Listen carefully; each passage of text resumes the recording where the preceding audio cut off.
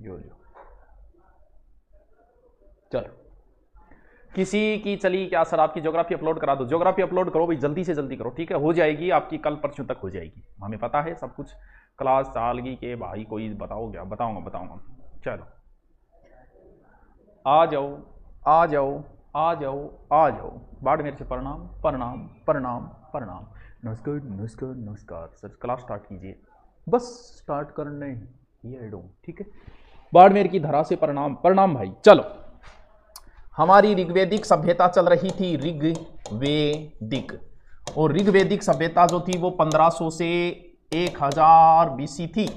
और ऋग्वेदिक की हमने सब कुछ पढ़ लिया, राजनीतिक, आर्थिक, सामाजिक, धार्मिक, कृषि, सारो कुछ पढ़ दियो।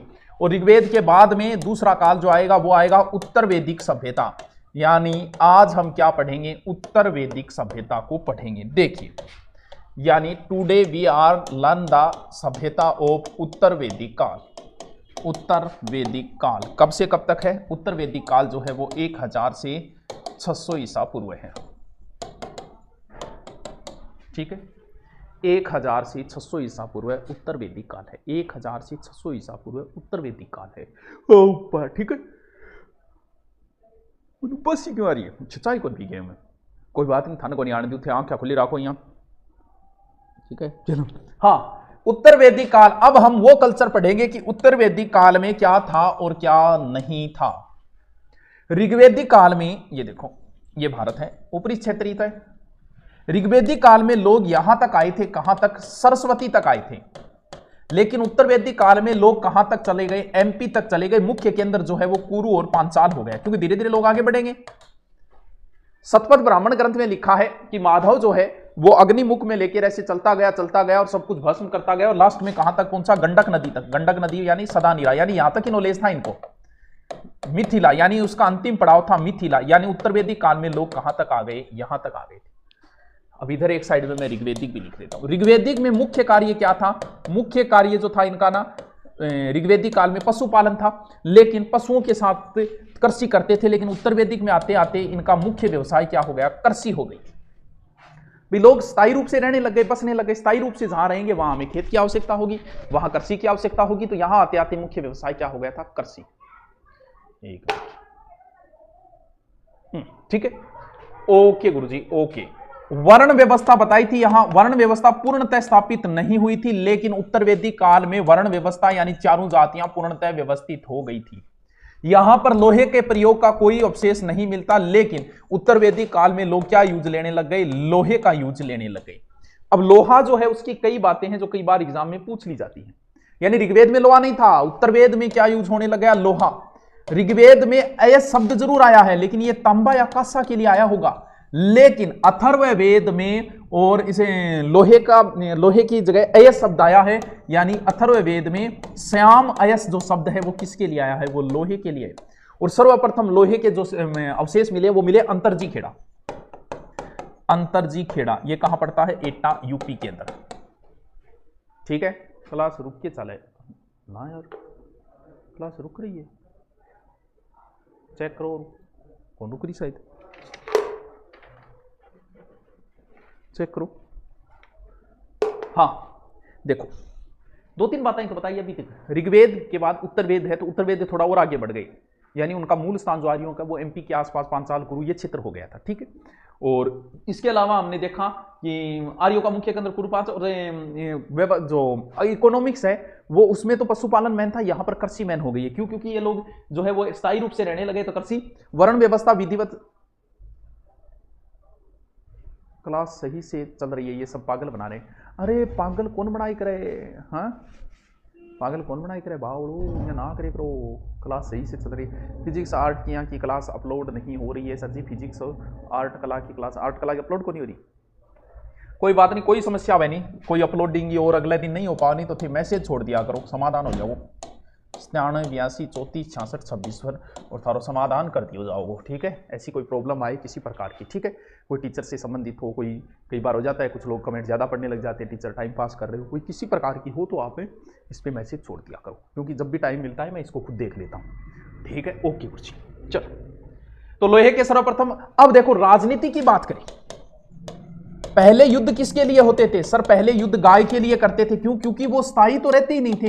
एक बात बताओ, थारो जब कोई स्थायी घर है, कोई डांग पर डेरा अगला अगर मेरा तो थे जमीन खातर क्या मिलड़ोगा, लेकिन जब स्थायी रहने लग जाओ, जब कोगा वो खूडी ने क्या काटो, तो यहां पर लोग स्थायी रहने लगे, तो यहां पर गाय के साथ क्षेत्र के लिए भी युद्ध होने लगे। और राजा शब्द क्या हो गया था? वंशानुगत। आपको बताया था ना, राजा पहले चुना जाता था, यहां राजा की दादागिरी हो गई है। और उत्तर वेद सभार समिति तरीकों पर खत्म सी होगी, राजा बोले दादागिरी अपनी रहेगी भाई साहब। और एक नया शब्द आया था कुल, ग्राम, विष, जन, और जन के ऊपर एक और आ गया था राष्ट्र। यानी उत्तर वेद में आते आते एक नया शब्द भी आ गया था, क्या? राष्ट्र। इतनी बात समझ में आएगी थारे? बताओ बताओ, आएगी? बताओ भाई, देखो बताओ भाई। चलो ठीक है, अब देखो, अब हम बात करें उत्तर वेदी का आर्थिक जीवन। आर्थिक जीवन, कृषि को प्रधानता मिलने लगी। राजा जनक तक का उल्लेख है, उसने हल चलाना सिखाया, हल चलना सिखाया, इस तरीके का वर्णन। नहरों का उल्लेख है सर, कहां है नहरों का उल्लेख? नहरों का उल्लेख अथर्ववेद में है। गन्ने को वर्णन है, गन्ने नहीं बोला करता, गन्ने का भी उल्लेख मिलता है। एक उपनिषद है तैतरीय उपनिषद, तैतरीय से टेक्नोलॉजी टीम की ग्वाड़ खड़ा करके गोली मर दो, रुक कर दिया, समाधान कर दिया। तैतरीय उपनिषद, अरे टेक्निकली गलती कौन, दिन में 30 से 40 क्लासें होती है, तो कोई न कोई बीच में छूट जाती है, कई बार गड़बड़ हो जाती है। तैतरीय उपनिषद सर ये क्या है? तैतरीय उपनिषद में लिखा है कि अन्न ही ब्रह्मा है। टावरो, अन्न ही ब्रह्मा है, अन्न सो क्यों है? अन्न का मतलब अनाज। बूढ़िया जगह अनाज को बहुत आदर करया करता। आजकल तो थे होटल में ले गए, यहीं छोड़ दिया और पिज्जा बर्गर मंगा लिया और आधो खाओ रहे। बूढ़िया अनाज को बहुत आदर करया करता। खाने के बाद भी हाथ धोगी और वो पानी भी पी जाता बूढ़िया। उत तो अब गई है, लीद जाम रही है अब तो। आदर कौन करे? अन्न ब्रह्मा है। क्योंकि हमको पहले बूढ़े बड़ा बुजुर्ग कहने खानो खानो पहले भी नमस्ते करता, खाने ने फिर खायो करता। आजकल आप लीद जावरी इन तरीके कोई आदर ही कौन करा। तो तैतरीय उपनिषद में लिखा है कि अन्न ब्रह्मा है, इसलिए ज्यादा से ज्यादा अन्न का उपयोग करें, यानी ज्यादा से ज्यादा अन्न को उपजाएं। उपजाएं मतलब ज्यादा से ज्यादा अन्न उपजाओ। चावल, चावल के लिए एक शब्द आया है ब्रीही या तंदुल। चावल ध्यान रहे उत्तर वैदिक काल की फसल है। तंदुल के दानों में दिन का देते दरिद्र चबाने लगे। यानी तंदुल किसे बोलते हैं? तंदुल चावल को बोलते हैं। और चावल के साक्ष्य से जो मिले हैं वो मिले हस्तिनापुर और अंतरजी खेड़ा से। गेहूं ने बोलता गोधूम। यानी कृषि संबंधी 2-4 बातें में थान बताई उत्तर वेदी। ज्यादा लंबी चौड़ी को नहीं, ज्यादा माथा पच्ची कौन कर दिया है। हाँ दादाजी बेचारा सही कहे तो अनीता बूढ़ी यही बात कह मान ले करो। चलो अब बात करें हम वर्ण व्यवस्था की। वर्ण समझ गए, जाति पाति। ऋग्वेद काल में जाति पाति पूर्णतः स्थायी नहीं थी, लेकिन यहां वर्ण व्यवस्था जो है वो एक तरीके से स्थायी हो गई। और यहां वर्ण का अर्थ अब रंग नहीं है, वर्ण का अर्थ एक तरीके से चतुर्वर्ण हो गया है। चतुर्वर्ण ब्राह्मण, क्षत्रिय, शूद्र, वैश्य जो है वो 4 वर्ण हो गया। सर्वश्रेष्ठ के लिए लड़ाई शुरू हो गई। सर्वश्रेष्ठ समझोगे? आज भी ये लड़ाई नहीं है क्या सर्वश्रेष्ठ है? यानी आपकी जाति का गुणगान और बखान करे, ओ हो जे आपकी जाति को कोई IAS RAS बन जाए तो जड़ी लगा देगा, फेसबुक की मां बहन करके छोड़ देगा। क्यों? क्योंकि आज भी सर्वश्रेष्ठता की लड़ाई चलती है हमारे बीच में। हमारी जाति सर्वश्रेष्ठ है, हमारी जाति तो कोई हुड ही कौन करे। तो सर्वश्रेष्ठता की लड़ाई जो है वो उत्तर वैदिक काल में प्रारंभ हो गई, जो आज तक चल रही है, आगे भी चलेगी। यानी फिर अपनी जात को आदमी, आपकी जात को होना चाहिए भलाई, वो अपराधी क्यों ना, भी पक्ष में खड़ा हो जाऊंगा। क्यों? क्योंकि आज सर्वश्रेष्ठता की लड़ाई है, मार लें तो गलत हो ही कौन सके। आ रहे देखो, चलो ठीक है। यानी सर्वश्रेष्ठता की लड़ाई शुरू हो गई थी, लेकिन ध्यान रहे छुआछूत शुरू नहीं हुई थी। छुआछूत समझो, अस्पृश्यता, अस्पृश्यता का ध्यान रखना सूत्र काल में हुआ था, जो 600 से 300 ईसा पूर्व। यानी छुआछूत भी टाइम तक कौन चाली? कद ऋग्वेदिक काल में छुआछूत नहीं थी। छुआछूत बाद में पनपी है। कब? सूत्र काल के अंदर। छुआछूत बाद में आई है। समझ गया? ठीक है सर, सबसे बेस्ट। प्रदीप अब रुक भी जा, बोल दियो ना, क्या हो जाएगी अपलोड। अरे पढ़ ले प्रदीप, कॉपी पेस्ट मार लाइएगा। चल ठीक है। समाज में अनुलोम विलोम विवाह होने लगे। अनुलोम विलोम, बाबा रामदेव वाला ब्याह होने लगा, पेट में वार्ड अनुलोम विलोम तो समझो। ठीक है। यानी वर्ण व्यवस्था जो है वो हो गई थी। अरे कमेंट चालन लाग रहे संदीप वर्मा। हाँ देखो क्या बताऊं मैं, बिना मतलब बात। देखो ऋग्वेदिक काल में छुआछूत वर्ण व्यवस्था सही तरीके से स्थापित नहीं हुई थी। उत्तर वेद में एकदम सही हो गई। छुआछूत अभी तक नहीं आई थी उत्तर वेदिक काल तक। कब? 600 के बाद में सूत्र काल में छुआछूत वगैरह पनपेगी। ठीक है, ओके। और सर्वश्रेष्ठता के लिए लड़ाई शुरू होगी कि हमारी जाति ही सर्वश्रेष्ठ जाति है। ऐसी लड़ाई शुरू होगी जो वर्तमान में भी डायरेक्ट अनडायरेक्ट आप फेसबुक के ऊपर देख सकते हो। ठीक है, चल अब बात करें आश्रम व्यवस्था। बाबा जाने सबके मन की बात, बाबा लाएंगे क्रांति, बाबा लाडू खिलाएंगे और लाएंगे क्रांति। बाबा जाने सबके मन की बात। आश्रम व्यवस्था उस समय से चली आ रही है। उस समय आश्रम व्यवस्था पहले नहीं थी, बाद में पनपी। क्यों? देखो, हिंदू धर्म को 4 चरणों से गुजरना पड़ता है, यानी एक मनुष्य को 4 चरणों से। आश्रम व्यवस्था की जानकारी जाबालोपनिषद में मिलती है, जाबालोपनिषद। यानी हिंदू धर्म जो है वो 4 चरणों से गुजरता है। यानी उस समय मानव की उम्र 100 वर्ष थी, जिसे हम 4 भागों में 25-25 में बांटेंगे। देखिए, सबसे पहले आप बालक हो तो फिर ब्रह्मचार्य का पालन करो ना। पता नहीं कौन सा नशा करता है, ऐसे अगर एडल्ट देखोगे तो ब्रह्मचार्य का पालन नहीं हो पाएगा। आप शनि जो है, शनि भाई साहब का वीडियो अगर सर्च मारोगा तो भाई साहब ब्रह्मचार्य का पालन नहीं हो पाएगा। यानी इस समय हमें ब्रह्मचार्य का पालन करना है। कब? 0 से 25 वर्ष तक। और इसकी शुरुआत होती थी उपनयन संस्कार से, यानी 25 साल तक अपनी पढ़ाई बढ़ाई पूरी करनी है और पूर्णतः ब्रह्मचार्य का पालन करना है। ठीक है गुरुजी, उसे बोलते हैं ब्रह्मचार्य आश्रम।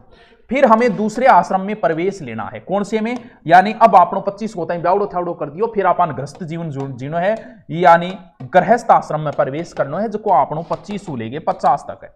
यह सबसे बेस्ट जो है, सर्वश्रेष्ठ आश्रम यही है। इसमें हमें 3 कर्ज चुकाने हैं। सर 1 साल बीएड होने के बाद एक नॉन के ऊपर चले गए। इसमें हमें 3 कर्ज चुकाने हैं। देव ऋण है, ऋषि ऋण है, पितृ ऋण है। यानी देवताओं ने हम पर उपकार किया है, हमें जन्म दिया है, हमें उनकी पूजा पाठ करके हमें ऋण उतारना चाहिए। हाँ, ऋषि ऋण एक तरीके गुरु का ऋण है, और पितृ ऋण यह है कि हमें बाप भी बनना है। प्रकृति चलाने के लिए बाप बनवा ले, थरब्या नहीं हो तो गठन गुप्त दान हो गए, बाप बनना जरूरी है। तो पितृ यानी 3 तरीके का ऋण है, वह गृहस्थ जीवन में अपन चुकाना है 25-50 के बीच में। 25 के बाद गारंटी है क्या? शादी हो जाएगी, गृहस्थ आश्रम में चल जाएगी। गारंटी तो कौन नहीं मना यार, गारंटी तो के लिया। तो अब तो 25 का आधार पर चाल ही, अब तो आदमी उम्र ही 60 होगी, तो अब तो 20-20 लेके चलना पड़ेगा, क्योंकि अब उम्र जो है 60 हो गई। धीरे धीरे मानव की उम्र मात्र 20 वर्ष रह जाएगी। कलयुग का जब अंतिम पहर आएगा, तब कलयुग की जो परिभाषा लिखी गई है कि कलयुग के अंतिम पहर में मानव की उम्र मात्र 20 वर्ष रह जाएगी। यानी वर्तमान में 100 से हम 60 के ऊपर आ गए, हमारे सामने आ गए, देखते देखते आ गए।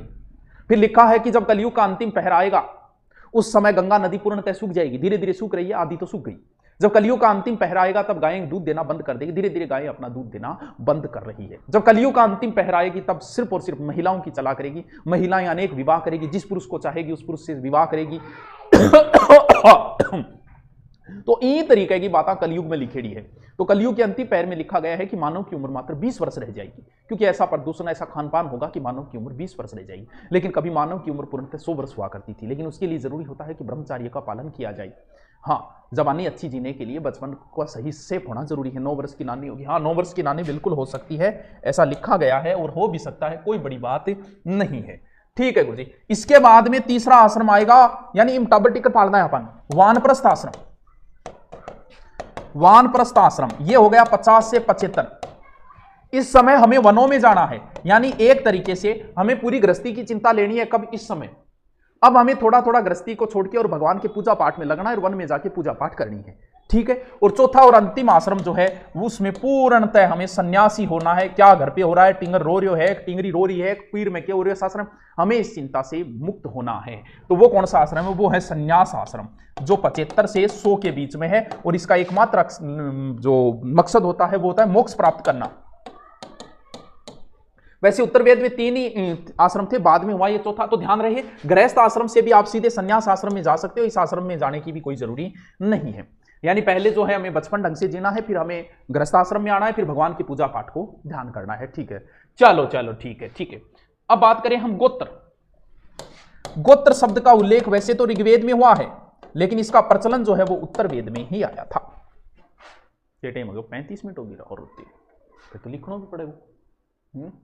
महिला स्थिति वगैरह फिर काल ही कंप्लीट कराना। 1 साल बीएड होने के बाद फिर से एमए कर सकते हैं क्या? नॉन से 1 साल बीएड होने के बाद बीएड बीच में छोड़ने का था ही नहीं, एमए बीच में छोड़ सकता है, गैप आ सकता है। एमए के अंदर बीएड के बीच में तो गैप नहीं आता, मुझे जहां तक नॉलेज है। हाँ चलो लिखो, हेडिंग डालो उत्तर वैदिक काल। उत्तर वैदिक काल 1000 से 600 ईसा पूर्व। ठीक है,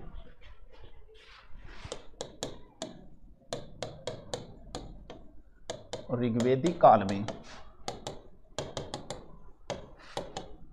पूर्वी सीमा सरस्वती थी, सरस्वती थी। उत्तर वैदिक काल में एमपी हो गई। अब लिखते जाओ। अब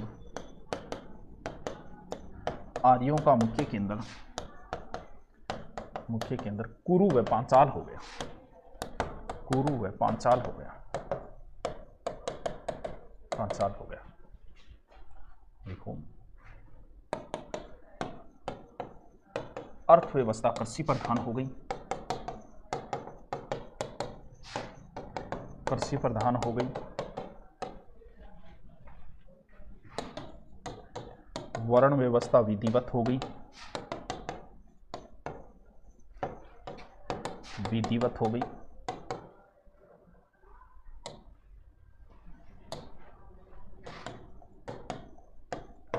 लोहे का सर्वाधिक प्रयोग होने लगा, प्रयोग होने लगा।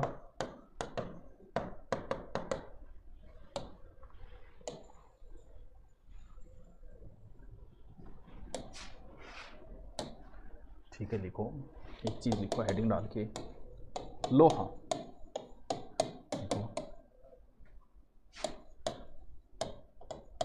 ऋग्वेद में अय शब्द तांबा व कांसा के लिए आया था, लिए आया था। ठीक है, लिखो,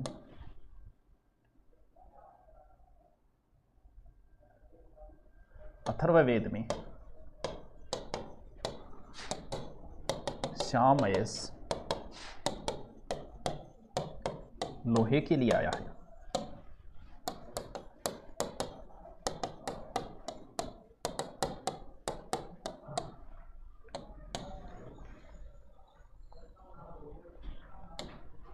फिर देखो,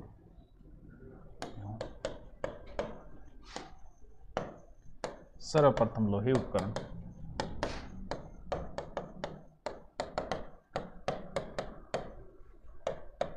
अंतरजी खेड़ा एटा यूपी से मिली।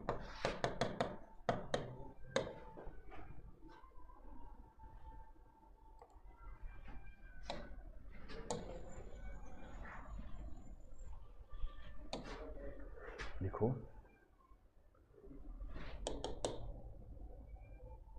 युद्ध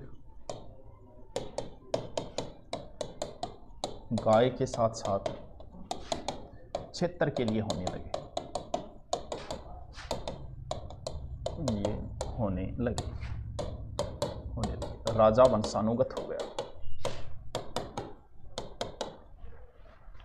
वंशानुगत हो गया।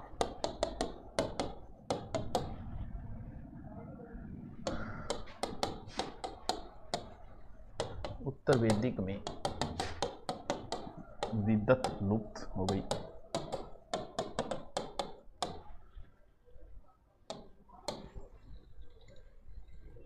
विद्वत क्या थी? वो संस्था नहीं थी, नहीं सभा समिति। लिखो, कुल ग्राम 20, कुल ग्राम 20, फिर जन, फिर राष्ट्र।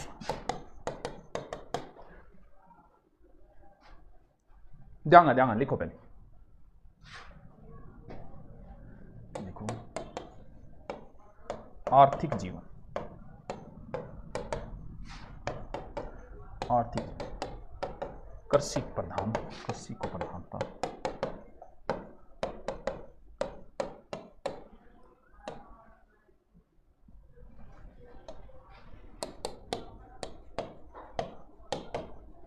अथर्ववेद में नहरों का उल्लेख है।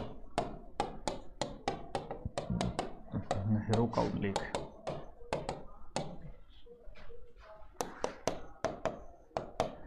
कन्या का वर्णन है।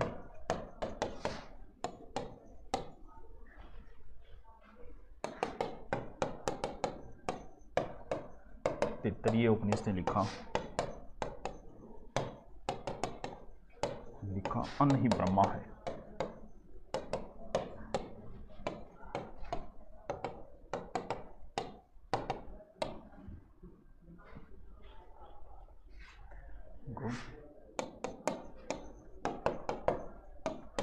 चावल को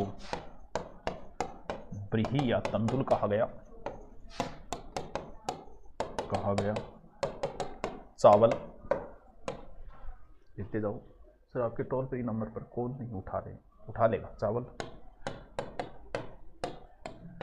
उत्तर वैदिक काल फसल है। काल की फसल है।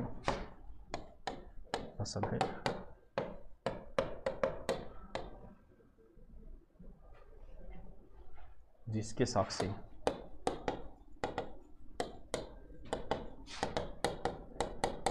हस्तिनापुर व अंतर्जी खेड़ा से मिले।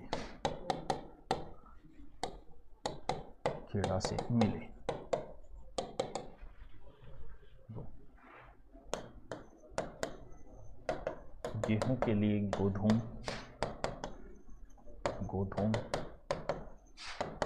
गन्ना के लिए इक्सु शब्द का प्रयोग।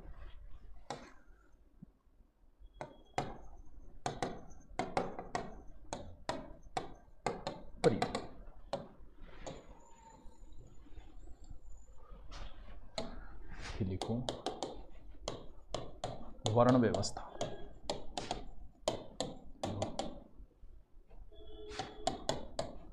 वर्ण का उत्तरवेद में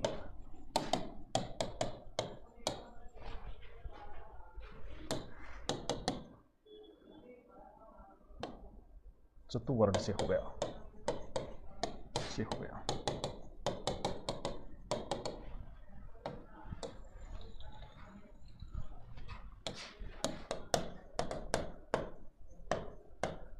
अस्पृश्यता का उदय नहीं हुआ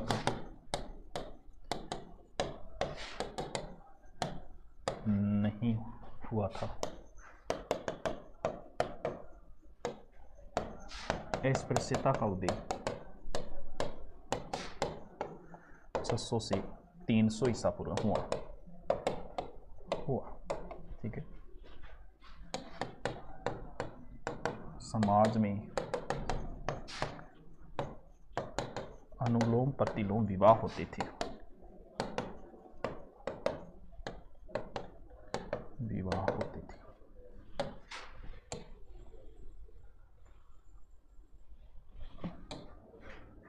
लिखो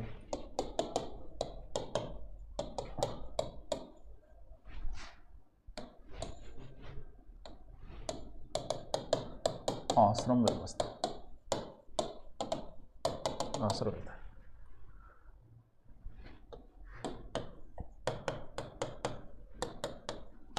आश्रम व्यवस्था अंतिम लक्ष्य मोक्ष प्राप्त करना।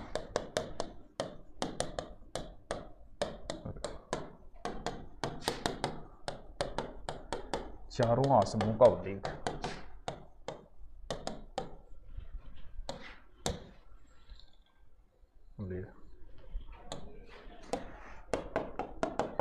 जाबालोपनिषद में मिलता है।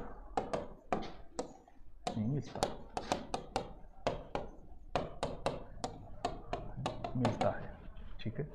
पहला लिखो ब्रह्मचारी आश्रम 25 वर्ष तक।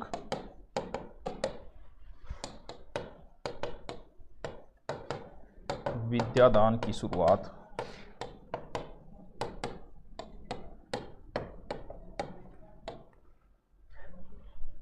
उपनयन संस्कार से।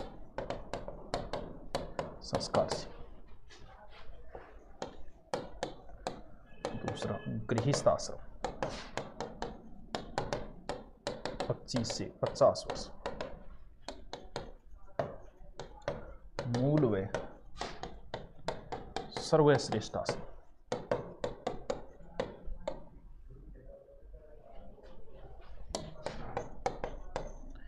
तीन ऋण, देव ऋण, ऋषि ऋण, पितृ ऋण चुकाना। सर आप शिखर कब आ रहे हो? अभी तो कोई प्लान नहीं है, अभी तो 2900 करेंगे उसके बाद। सर शिक्षण विधि आप कराओगे क्या? करवाएंगे, अभी आश्रम खुलने तो सारा काम हो जाएगा आपको। चलो गृहस्थ आश्रम के बाद में है धर्म व कौन सा गृहस्थ आश्रम है ना, ये तो ठीक है, गृहस्थ आश्रम तो हो गया। तीसरा है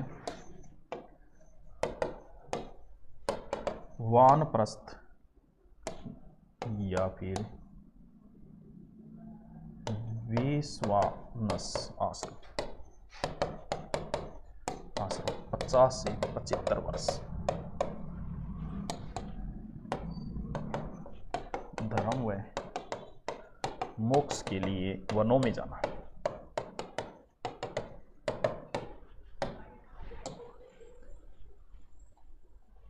ठीक है, फिर चौथा लिखो संन्यास आश्रम। संन्यास आश्रम, संन्यास हो गई 75 से 100 वर्ष। लक्ष्य से मोक्ष प्राप्त करना, मोक्ष प्राप्त करना। ठीक है,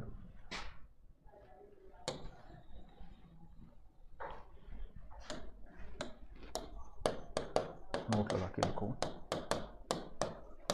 उत्तर वेद में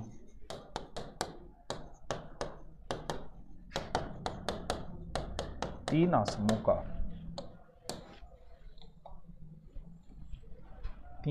का प्रचलन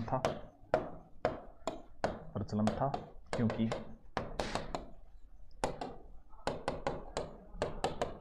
छांदोग्य उपनिषद में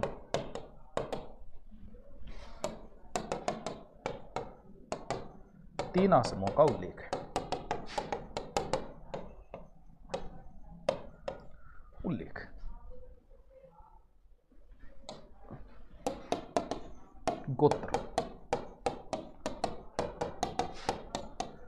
गोत्र शब्द प्रथम उल्लेख ऋग्वेद में,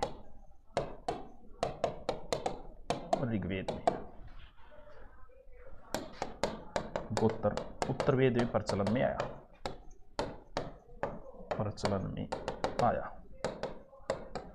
इसका उल्लेख अथर्ववेद में मिलता है।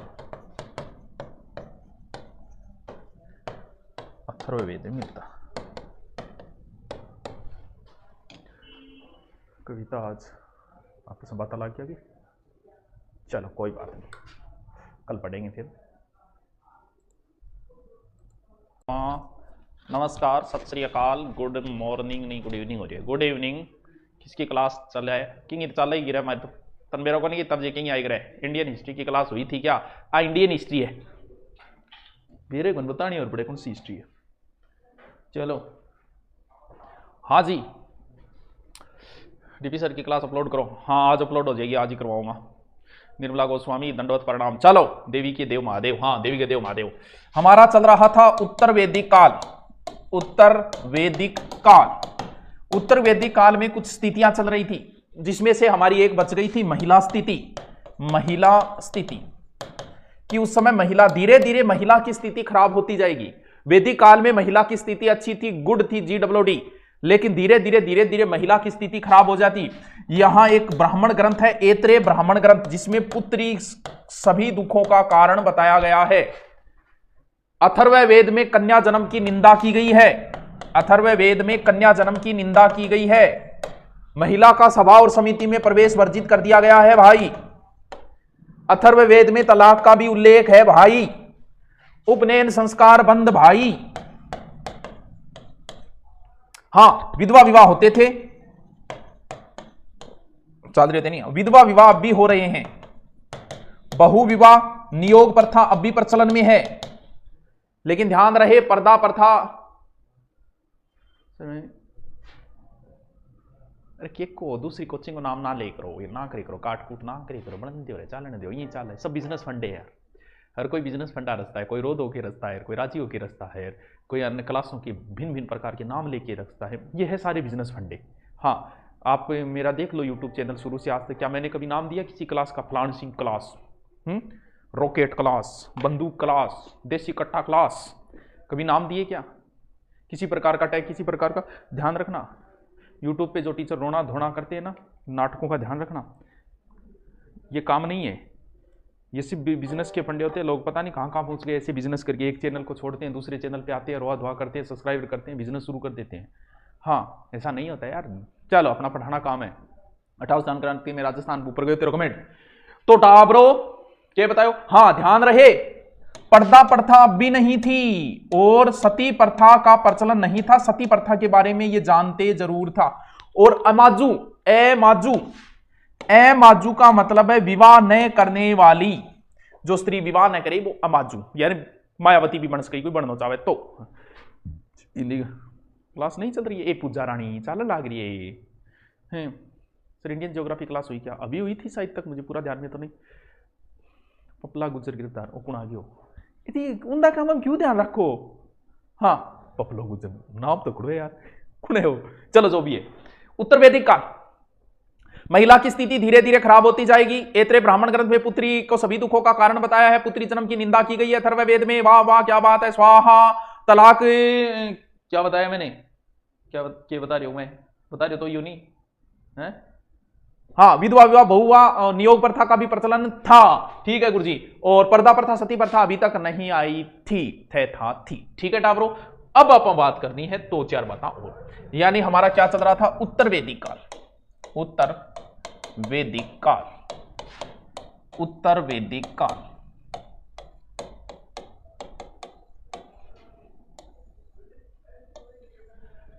उत्तर वैदिक काल में 3 वेद पढ़े जाते हैं।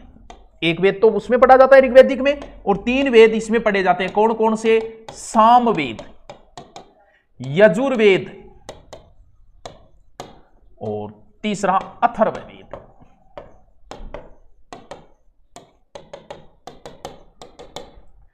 ठीक है? सर जी आपकी इंडियन हिस्ट्री की क्लास हुई क्या? तो हिब्रू भाषा की क्लास है कि तू बता है? इंडियन हिस्ट्री की है बावड़ो। रिंकी आगी क्या? हाँ बता भी, सतवीर ने बताओ रिंकी आगी के क्यों ब्लॉक को नालक्षण करो? हाँ बेटी का बापू। चल, ऋग्वेद उसमें पढ़ा जाता है, सामवेद, यजुर्वेद, अथर्ववेद। ये तीनों वेद किसमें पढ़े जाते हैं? ये तीनों वेद इसमें पढ़े जाते हैं। ध्यान रहे, कई बार सीधा सीधा पूछ लेता है सामवेद में क्या है। ध्यान रहे, स से साम, स से संगीत, ये संगीत से संबंधित है। यह से यजुर्वेद, यह से यज्ञ, यानी यज्ञ कर्मकांडों से संबंधित ये वेद है। और अथर्ववेद भाई जी सो क्यों है, यानी सीधा सीधा पूछे एकदम। सामवेद में क्या? स से साम, स से संगीत, यजुर्वेद ये से यज्ञ कर्मकांड वगैरह है। अब देखो, सामवेद जो है इसमें गाना बजाना है। सामवेद से पहले कौन सा वैदिक सभ्यता में कौन सा पढ़ा जाता है? ऋग्वेदिक, यानी ऋग्वेद पढ़ा जाता है। यह ऋग्वेद का ही एक पार्ट है। कैसे सर?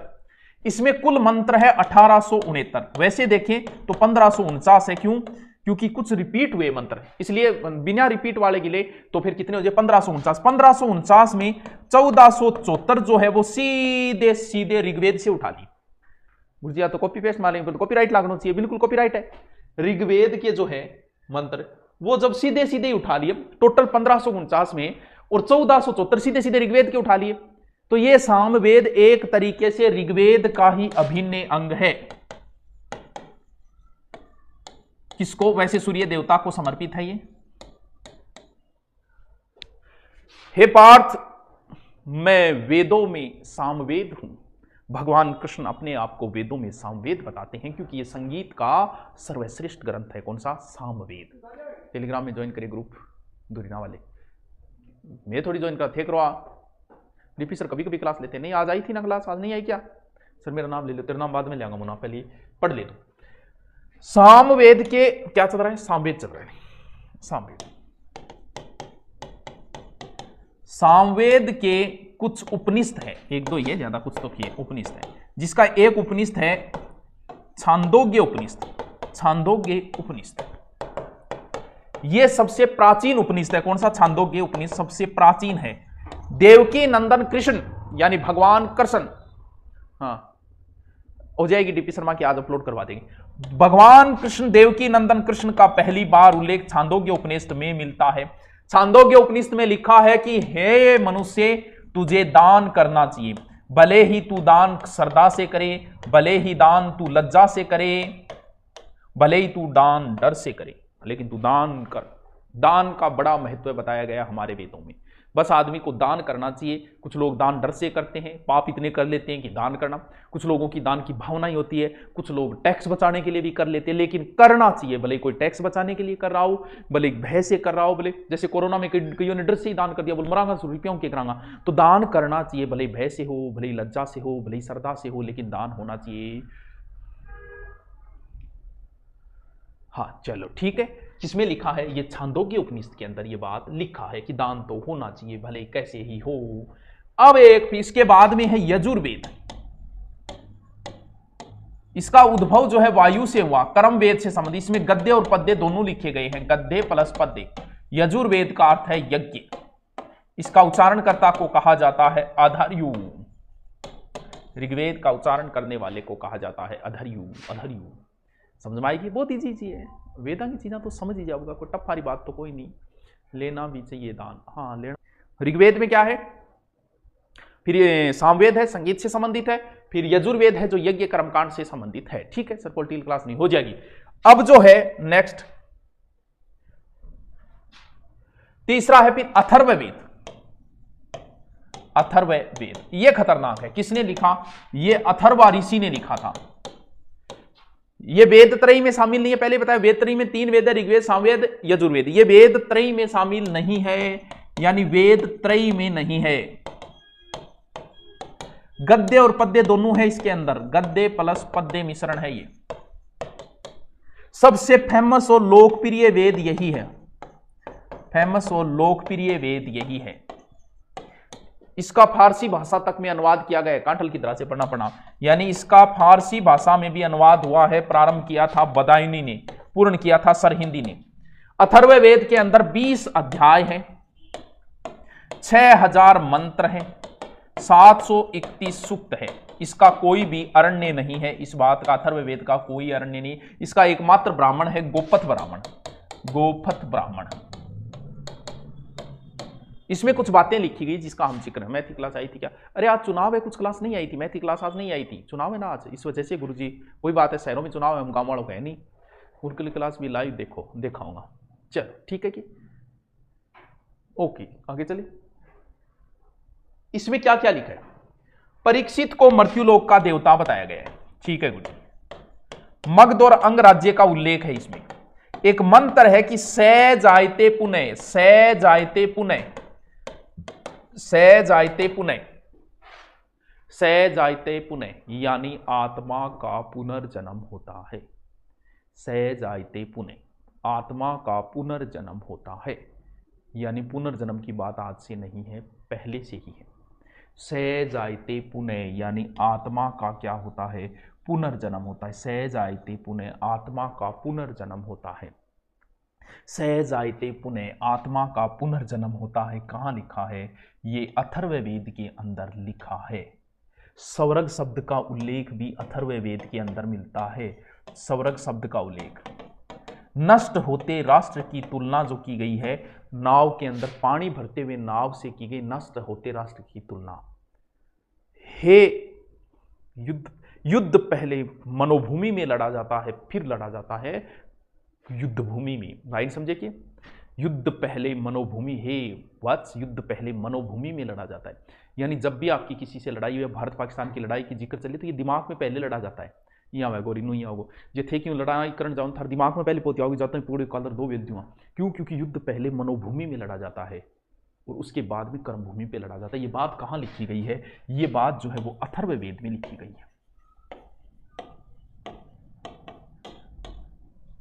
अयोध्या का उल्लेख भी अथर्ववेद में मिलता है। इसका एक उपनिषद है मुंडकोपनिषद, जिससे लिया गया है सत्यमेव जयते। हमारा जो स्लोगन है सत्यमेव जयते, वो मुंडकोपनिषद से लिया गया। ये बात कई बार पूछी जा चुकी है। मुंडकोपनिषद से लिया गया है क्या? सत्यमेव जयते, सत्यमेव जयते मुंडकोपनिषद से लिया गया है।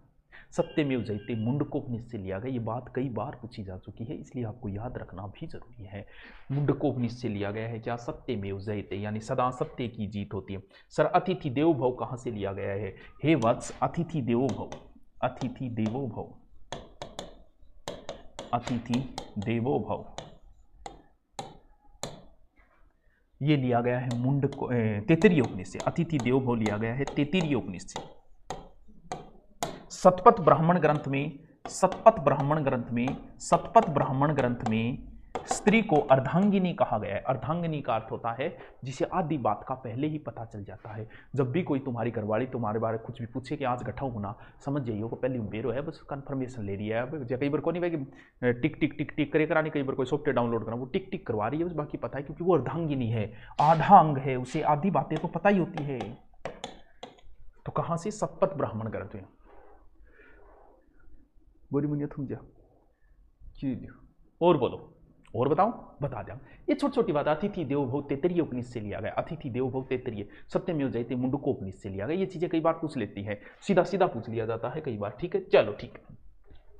अब नेक्स्ट हम बात करें ब्राह्मण ग्रंथों की बातें करें। आपको मैंने पहले ही बताया था ब्राह्मण ग्रंथों के बारे में।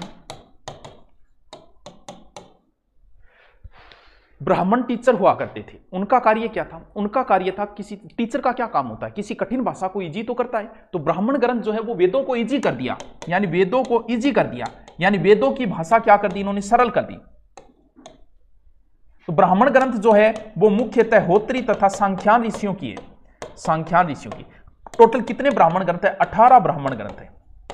कई बार पूछ लेते हैं ऋग्वेद के ब्राह्मण ग्रंथ, ऐसे कई बार प्रश्न पूछ लेते हैं। राजस्थान हिस्ट्री क्लास हुई क्या? राजस्थान हिस्ट्री की नहीं हुई थी आज। राजस्थान हिस्ट्री 3-4 लोग रखो लंबी इनकी जच्ची बेटा। देखो ऋग्वेद के ब्राह्मण ग्रंथ, ऋग्वेद के ब्राह्मण ग्रंथ, ठीक है। एक नंबर है ऐत्रेय ब्राह्मण ग्रंथ, ये ऋग्वेद का है। दूसरा है कौशितीय, जो मैं पहले साइड करवा चुका हूं, कौशितीय ब्राह्मण। फिर है यजुर्वेद, यहां से प्रश्न बहुत पुटअप होते हैं। यजुर्वेद के ब्राह्मण ग्रंथ, एक है यजुर्वेद के ब्राह्मण ग्रंथ। यजुर्वेद का जो ब्राह्मण ग्रंथ है वो है शतपथ ब्राह्मण, ये थोड़ा याद है। दो है तैत्तिरीय और शतपथ। ये शतपथ जो ब्राह्मण ग्रंथ है वो लघु वेद कहा जाता है इसे, क्योंकि ये सबसे बड़ा है। ये शतपथ ब्राह्मण ग्रंथ सबसे बड़ा होने के कारण इसे लघु वेद की संज्ञा है। इसी के अंदर वो कहानी मिलती है परले की, मत्स्य अवतार की कथा। मत्स्य अवतार की कथा जो है वो शतपथ ब्राह्मण ग्रंथ में। ध्यान रहे अथर्ववेद का कोई ब्राह्मण ग्रंथ नहीं है। अरण्य, रहस्य ग्रंथ, रहस्य ग्रंथ, ये अरण्य का मतलब जंगल यानी एकांत में जो लिखे गए उन्हें अरण्य ग्रंथ कहा गया। एकांत वन में लिखे गए। इनका विषय जो था ना वो प्राण विद्या से संबंधित विषय था। किनका? अरण्यों का, क्योंकि एकांत जंगल में लिखे गए थे। वर्तमान में कितने अरण्य हैं? 7 अरण्य हैं। ये लो जी कंप्लीट कहानी। बताओ, आप साफ साफ लिखा करो, बस अब साफ साफ ही लिखूंगा, ठीक है। चलो अब लिखो, जल्दी से कंप्लीट करो इसको। लिखो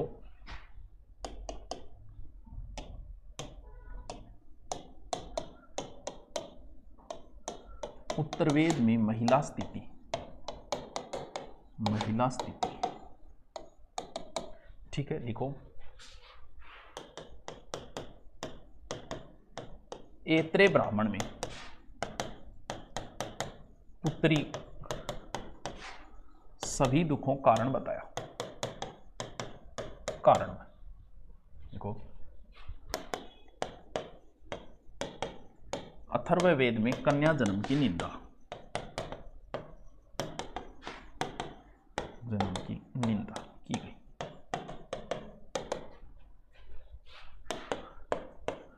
सभा में स्त्री प्रवेश निषिद्ध हो गया, प्रवेश निषिद्ध हो गया, निषिद्ध हो गया।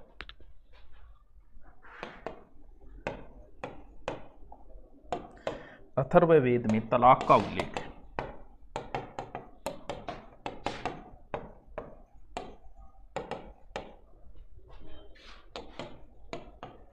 महिला का उपनयन संस्कार बंद हो गया, बंद हो गया।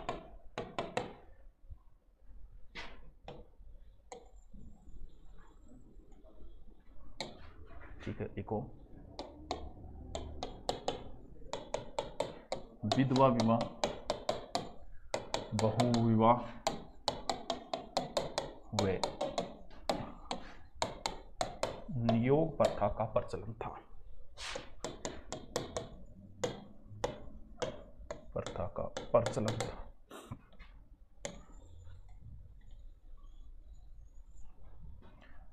ठीक है, देखो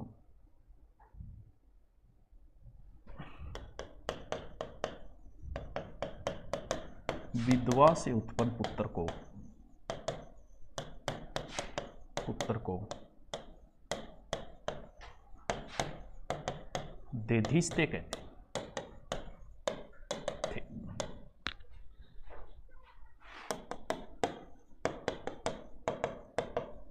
जो स्त्री दूसरा विवाह कर ले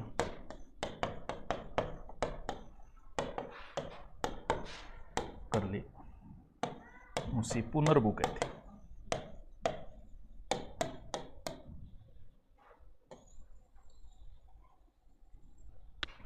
पुनर्भू कहते को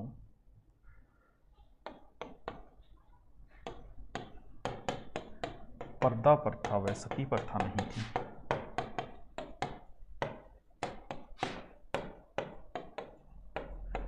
पर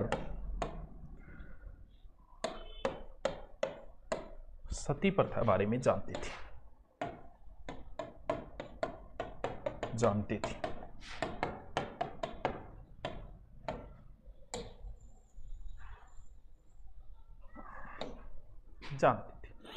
फिर लिखो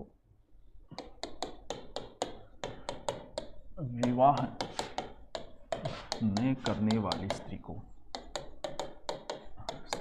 अमाजू कहते।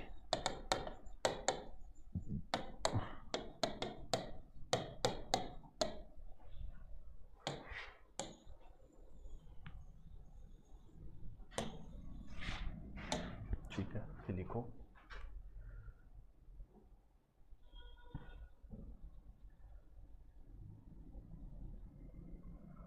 राजस्थान भूगोल क्लास अपलोड करवाऊंगा, पहले लिख तो शुरू यार।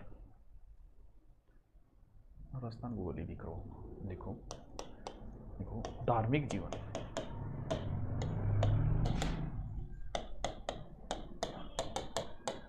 देखो वाजपेयी यज्ञ, राजा अन्य बंधुओं से श्रेष्ठ दिखाने के लिए करता था।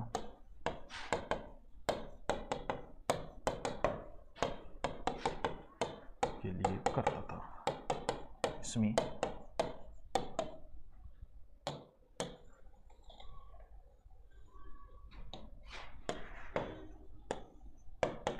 रथ दौड़ का आयोजन होता था।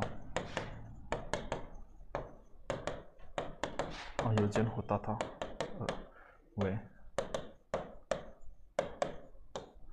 सम्राट उपाधि धारण करता था।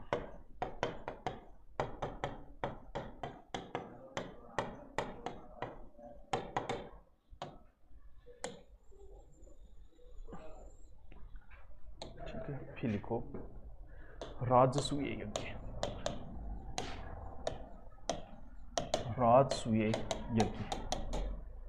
राज्याभिषेक संबंधी यज्ञ।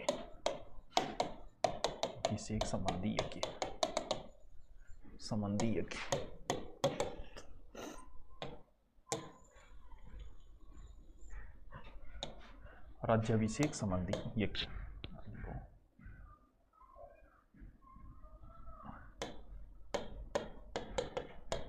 यज्ञ करने वाला राजा उपाधि धारण करता।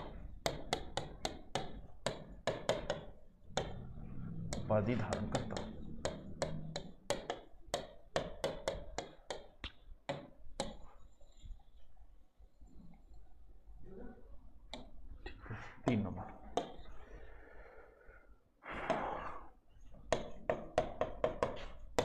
पुरुषमेध यज्ञ। प्रथम उल्लेख शतपथ ब्राह्मण ग्रंथ।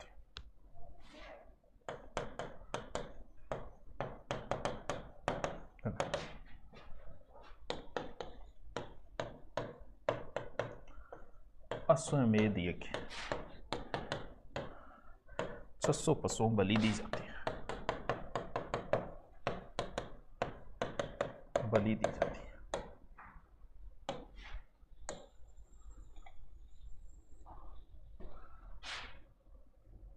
ज्योग्राफी कंटिन्यू करेंगे। उपनयन संस्कार क्या होता है? पढ़ाई से पहले होता है। जैसे तुम स्कूल भेजा नहीं, स्कूल भेजना पहले मान लेते कोई संस्कार करे भेजे, आज छोरी पढ़ाई चालू हो रही है, बस वही उपनयन संस्कार है। ठीक है, फिर लिखो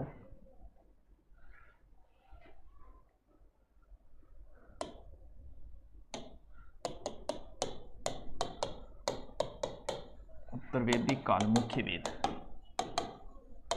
मुख्य वेद, ठीक है। सामवेद, साम अर्थ गाना,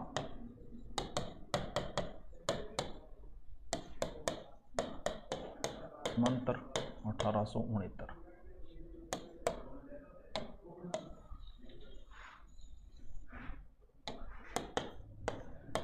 कुछ मंत्र एक से ज्यादा बार आई, एक से ज्यादा बार आई हैं, इस प्रकार मंत्र 1549 है, जिसमें से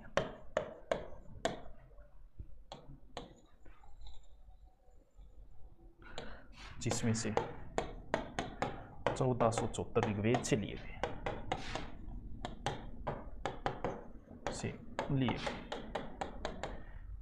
जी। सामवेद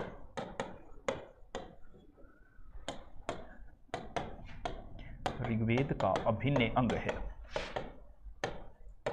अभिन्न अंग है।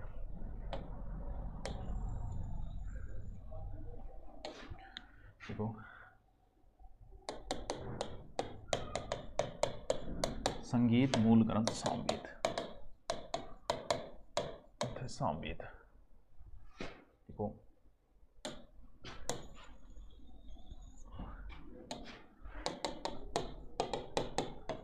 सामवेद उपनिषद, उपनिषद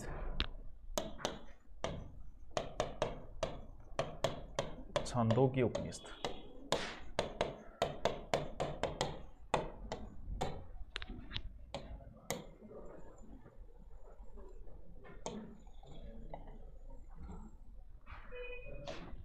सामवेद उपनिषद, छांदोग्य उपनिषद। देखो प्राचीन उपनिषद,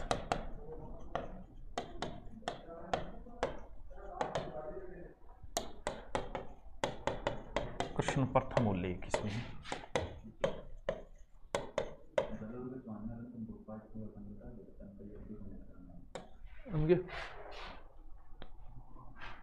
हाँ तो कोई नहीं। अरे आप जो कह रहे हो रणथंभौर चौहाना सेकंड पार्ट नहीं डाला, वो जालोर के चौहानों में डाला हुआ है, देखना उसके लास्ट में वो लिख दो, कोई बात है। कृष्ण का प्रथम उल्लेख देवकी नंदन कृष्ण रूप में इसी में हुआ, इसी उपनिषद में हुआ।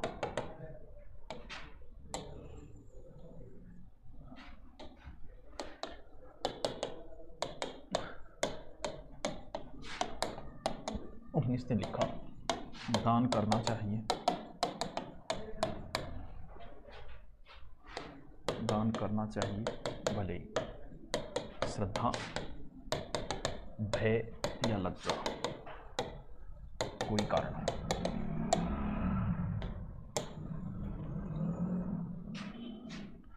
कोई भी कारण हो,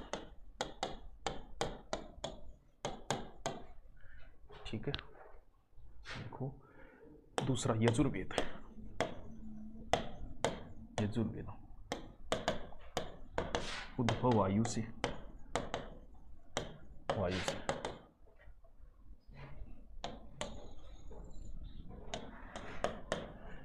इसमें गद्य पद्य दोनों मिश्रण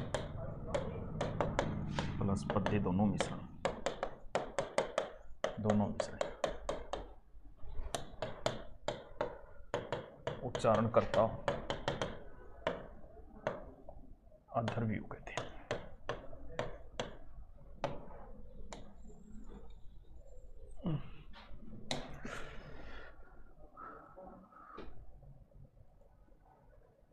फिर लिखो तीसरा अथर्ववेद।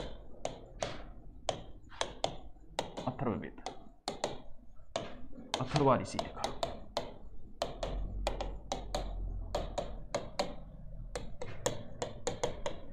ये वेद त्रय में शामिल नहीं है, त्रय में शामिल नहीं है। गद्य प्लस पद्य दोनों।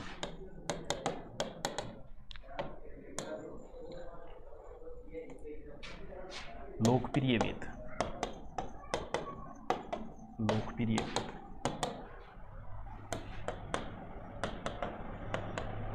मुगल काल में अथर्ववेद का फारसी अनुवाद बदायूनी ने किया। बदायूनी ने प्रारंभ किया। पूर्ण इब्राहिम सरहिंदी ने किया।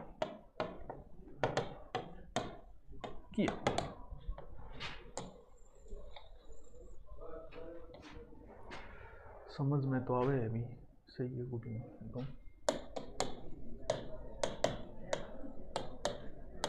अथर्ववेद में 20 अध्याय, 6000 मंत्र, 731 सूक्त है।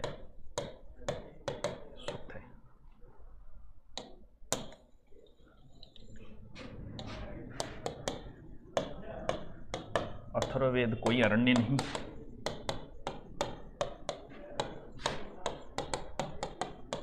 एकमात्र ब्राह्मण ग्रंथ, गोपत ब्राह्मण है। गोपत ब्राह्मण है।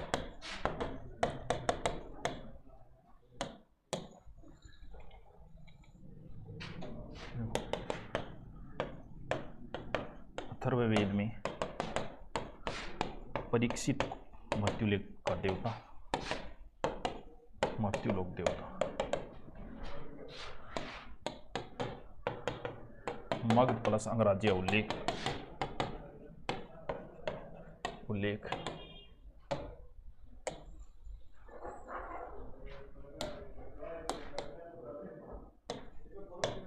अथर्ववेद लिखा।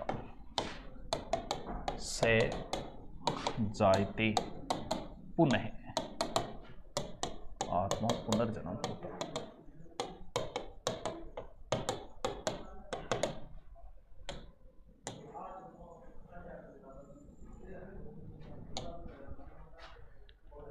देखो अथर्ववेद सौरक शब्द का उल्लेख,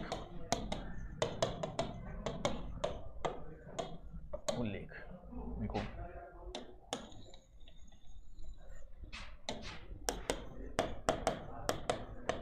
नष्ट होते राष्ट्रीय तुलना,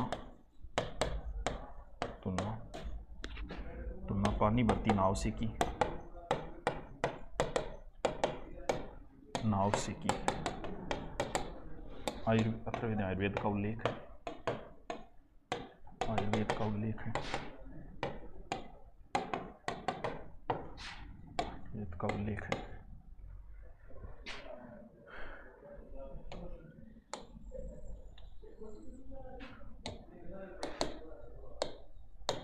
युद्ध पहले मस्तिष्क,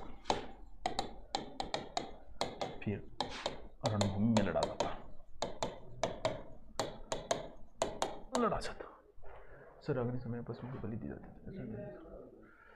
अश्वमेध में पशुओं की बलि, हाँ बलि या 6600 पशुओं काटा जाता था, जो भी। देखो देखो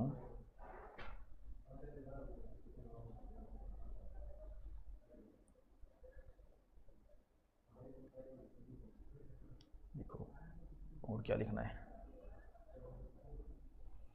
लिख लिया मस्तिष्क में। लिखो अयोध्या उल्लेख मिलता, उल्लेख मिलता।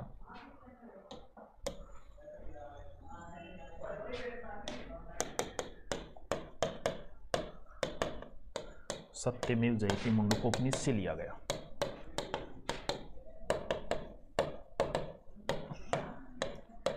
लिया गया, ठीक है।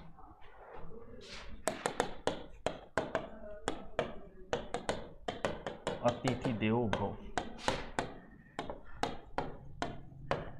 तैत्तिरीय उपनिषद से लिया गया।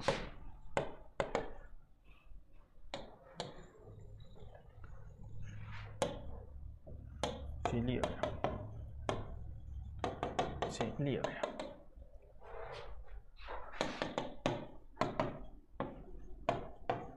सतपथ ब्राह्मण स्त्री को अर्धांगिनी कहा गया, कहा गया। गुरुदेव आपकी क्लास में कमेंट चलती है गुरुदेव की। हाँ, राम वाले में हो सकता है नहीं दी गई होगी, कोई बड़ी बात नहीं है। लिखो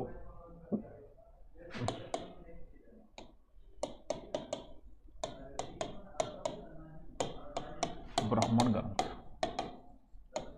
देखो वैदिक व लौकिक साहित्य मध्य सेतु।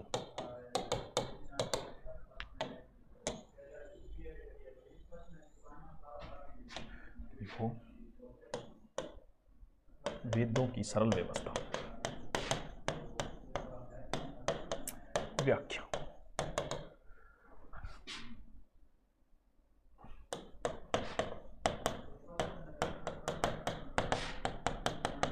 ब्राह्मण ग्रंथों की रचना होत्री व सांख्यायन ऋषियों ने की।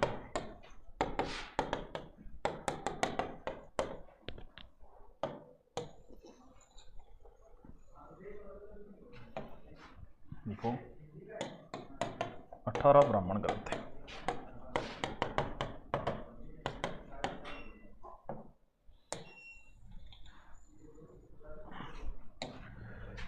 लिखो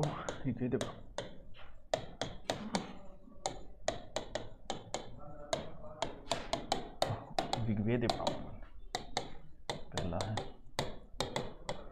ऐत्रेय पंचिका,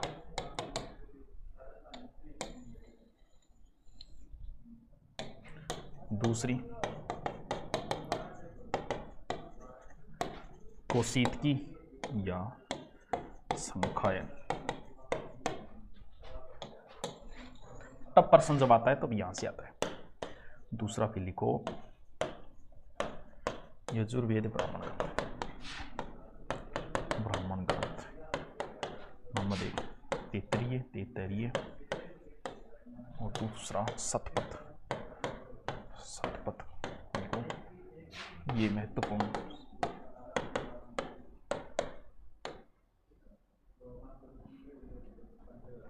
ये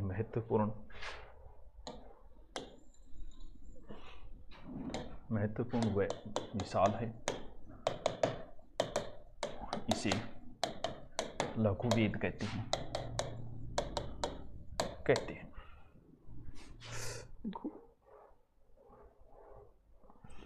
इसके रचयिता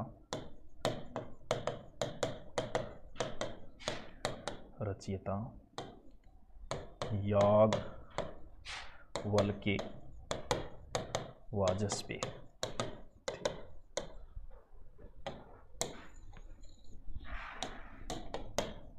परले मत्स्यावतार कथा राजा दुष्यंत पर कथा इसी में मिलती है।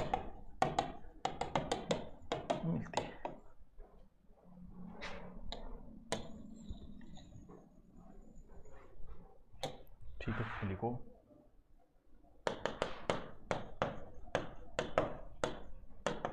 अथर्ववेद का एकमात्र ब्राह्मण गोपत्र कितना टाइम बचे? 55 होगी कि स्पीड बढ़ाओ क्या घटाओ क्या? वो तो घड़ी बढ़ा रखी है यार। फिर लिखो लास्ट अरण्य।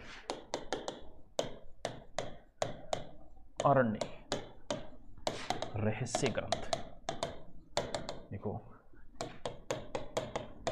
एकांत में ऋषियों ने लिखी।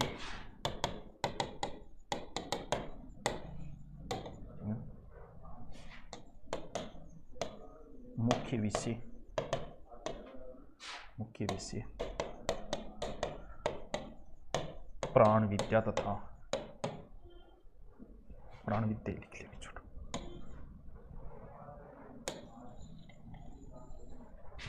ठीक है, वर्तमान 7 अरण्य।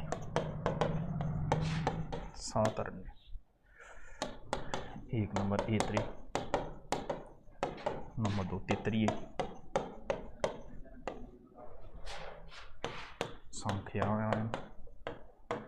सांख्यायन कितने हो गए? 3 हो गए ना। फिर लिखो मित्रायणी, 5 माध्यनंदिन,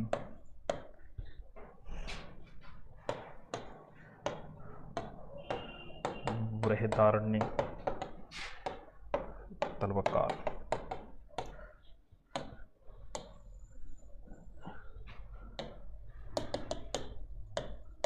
अथर्ववेद कोई अरण्य नहीं। ओके, थैंक यू, कल मिलते हैं फिर।